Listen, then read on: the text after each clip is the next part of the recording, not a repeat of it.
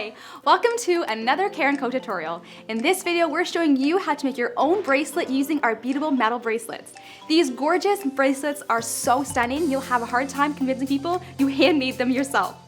All of the written instructions can be found on our website as well as the supplies needed. Let's get crafting. To start making your bracelet, you will need a metal beadable bracelet and assorted small beads of your choice. We chose 4mm clear beads that came from our acrylic clear beads box and pearl flower acrylic beads.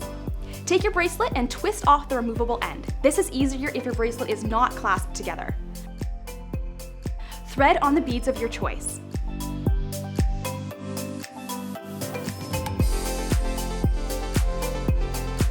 Twist your end back onto your bracelet.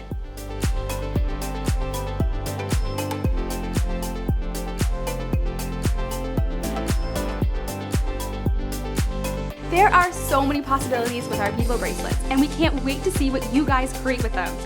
If you enjoyed this video, give it a thumbs up and make sure you head to our YouTube page for more crafting inspiration. Happy crafting!